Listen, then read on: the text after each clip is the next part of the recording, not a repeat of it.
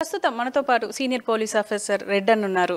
ఆయనతో ఇప్పుడు ప్రస్తుతం ఈ ఐబొమ్మ రవి ఏదైతే ఇమ్మడి రవి ఈ రవి గురించి మనం ప్రస్తుతం డిస్కస్ చేసే ప్రయత్నం చేద్దాం.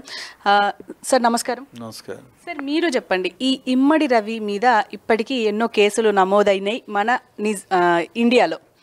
ఇప్పుడు ప్రస్తుతం ఈ పైరసీ దీనికి సంబంధించి మాత్రమే కేసులు ఉన్నాయి. ఈ కేసు నిలబడాయి అని చెప్పేసి మీరు చాలాసార్లు చెప్పారు. ఎందుకు అంటారు? ఏ లాజిక్తో అంటారు? ఇప్పుడు పైరసీ చేసినారని ప్రూవ్ చేయడం కష్టమండి. ఇప్పుడు అంటే నాకు తెలిసింది ఏమిటి అంటే, నా నాలెడ్జ్ ప్రకారం ఆయన ఇండియాలో ఉన్నప్పుడు పైరసీ చేయలేదు. ఎక్కడో ఫిన్లాండ్లోనో ఏదో దేశంలో ఉండి వాడు పైరసీ చేసినాడు. ఇండియాలో పైరసీ చేయడం సెక్షన్ 96, 98 ప్రకారం ఇట్ ఈస్ అన్ అఫెన్స్. చట్ట ప్రకారం అది ఇక్కడ ఇండియాలో ఉండి చేస్తే ఇట్ ఈస్ అన్ అఫెన్స్.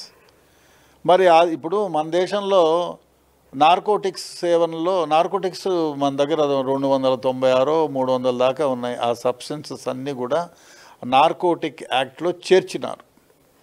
మన దగ్గర గంజాయి చెట్టు పెంచుకున్నా, దాన్ని అమ్మినా, సేవించినా కూడా కేసు అవుతుంది నార్కోటిక్ యాక్ట్ కింద. అదే కొన్ని దేశాల్లో మీరు ఇంట్లో పెంచుకోండి బాబు, వాడుకోండి అని పర్మిషన్ ఇచ్చినారు. ఆ దేశముడు అక్కడ పెంచుకున్నాడు, ఆ దేశంలో పెంచుకున్నావు, నువ్వు ఈ దేశానికి వస్తే, ఈ దేశానికి తీసుకొస్తే తప్పు. అక్కడ పెంచుకొని తాగినావు, నువ్వు అక్కడ చెట్లను పెంచుతున్నావు అని చెప్పి మన దేశంలో కేసు పెట్టగలమా? పెట్టలేం కదా. ఇప్పుడు ఆ అబ్బాయి కూడా చేసింది తప్పే. ఆ బొమ్మని వీళ్ళని ఏదైతే ఆయన తస్కరించినాడో, పైరసీ చేసినాడో, అది ఇండియాలో ఉండి చేస్తే ఐ థింక్ ఇండియన్ చట్టాలకు లోబడి చేసినామని. ఆ దేశ పౌరుడే కాదు ఆ అబ్బాయి, ఈ దేశంలో ఉండి చేయలేదు. ఎస్, నువ్వు ఈ దేశంలో ఉండి చేయగలిగితే yes it is an offence. నాకు తెలిసింది చెప్తున్నా. అక్కడెక్కడో ఉన్నాడు ఆ అబ్బాయి చేసినాడని how are you going to prove? మీరు ఏదైనా ఒక ల్యాప్టాప్ ఇచ్చి అదేదో ఆ దేశానికి వెళ్ళి మీరు ఆయన వాడిన పరికరాలన్నింటినీ ప్రూవ్ చేయగలిగితే yes it is an offence. మేము డెఫినెట్గా అవన్నీ సీజ్ చేసి ఈ విధంగా పైరసీ చేసినాడని. నాకు పైరసీ చేసినాడనే దాని మీద ప్రూవ్ చేయడం కష్టం. ఎందుకంటే ఆ అబ్బాయి ఇక్కడికి వచ్చినప్పుడు ల్యాప్టాప్లన్నీ ఆ మెటీరియల్ అంతా తీసుకొని ఒక్కో దేశంలో కొన్ని చేశాడు. ఆ విధంగా ఆ మెటీరియల్ అందరినీ తీసుకొని ఇండియాలోనే చేసి ఉంటే డెఫినెట్గా ఇండియన్. ఇప్పుడు లా ఆఫ్ ది ల్యాండ్ అంటారు. ఇప్పుడు దుబాయ్లో ఆ చట్ట ప్రకారం నువ్వు అఫెన్స్ చేస్తే నిన్ను నడివీధిలో కలిపి ఏదో ముస్లిం చట్టాల ప్రకారం నిన్ను నరుకుతారు, హ్యాంగ్ చేస్తారు, చేతులు తీసేస్తారు, అవన్నీ ఉన్నాయి. భారతదేశంలో చేయలేము కదా. ఈ చట్టం మన భారతదేశం చట్టాలు ఏర్పరచుకున్నాం, ఆ చట్టాల ప్రకారమే నిర్వర్తించాలి. అదేవిధంగా ఆ దేశంలో ఉండి చేశాడు. సభ్యత్వాన్ని కూడా, పౌరసత్వాన్ని కూడా వదులుకొని ఇతర దేశాల పౌరసత్వం తీసుకున్నాడు అబ్బాయి. So how are you going to prove ఆయన ఆ దేశంలో ఉండి ఇవి చేశాడని? నువ్వు బలవంతంగా 27 IE కింద నేను చేసినాడని రాసి సంతకం పెట్టించుకుంటే how are you going to prove that? I don't think.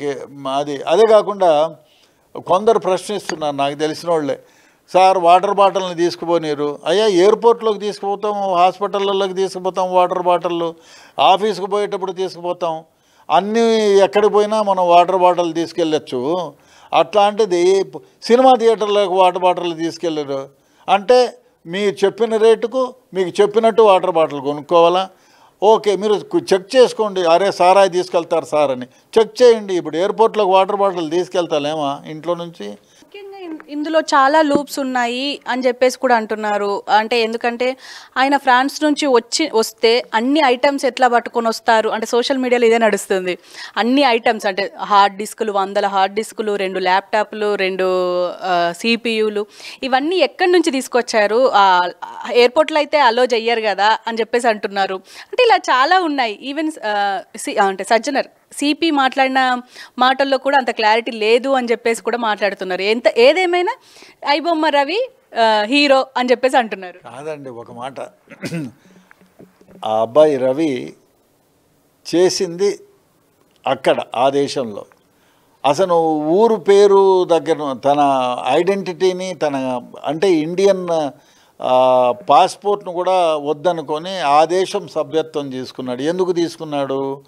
ఇండియాలో నేను ఒకవేళ వస్తే ఇక్కడ ఉంటే నేను ఇటువంటి పనులు చేస్తే డెఫినెట్గా నా పైన కేసు అవుతుందనే ఉద్దేశంతో ఎవరినో బుర్రను ఉపయోగించే అడ్వకేట్నో ఎవరినో అడిగి బాబు ఈ కేసుల నుంచి నేను బయటపడాలంటే ఎట్లా అని అడిగితే వాడు ఎవరో సలహా ఇస్తే ఆయన అబ్బాయి ఆ విధంగా తన సభ్యత్వాన్ని కూడా వదులుకొని వేరే దేశ పౌరసత్వాన్ని తీసుకున్నాడు. ఈ దేశ పౌరుడే కాదు ఆయన. అట్లాంటోడు అఫెన్స్ చేసిన తర్వాత ల్యాప్టాప్లు హార్డ్ డిస్కులు ఎట్ట పెట్టుకొని ఎందుకు వస్తారండి మన పిచ్చి కాకపోతే? లేదు. ఇంకోటి, ఇప్పుడు నా దగ్గర ఉండే ఫోన్ నాదే అని ప్రూవ్ చేసుకోవాలంటే నా దగ్గర బిల్లు ఉండాలి. అదేవిధంగా ఆ అబ్బాయి వెంట తీసుకురాని మనమే బలవంతంగా పెట్టినా కూడా ఆ ల్యాప్టాప్ ఎవరిదో తెలియదా? రేపొద్దునే క్రాస్ ఎగ్జామినేషన్లు కానీ పోలీస్ ఆఫీసర్ కూడా ప్రూవ్ చేయాలంటే ఆ ల్యాప్టాప్లు ఎవరిది, ఎవరు కొన్నారు, బిల్స్ ఏమి, అది మీరే సృష్టించారా, మనమే చేశారా అనేది ఉంటుంది కదా. ఐ డోంట్ థింక్ ఆ అబ్బాయి పైన. ఇప్పుడు ఇంకోటి, బెట్టింగ్ యాప్స్లో వల్ల ఆయన బెట్టింగ్ యాప్స్లో పాల్గొనడం మాత్రం అది నిజంగా చాలా తప్పు, చాలా తప్పు.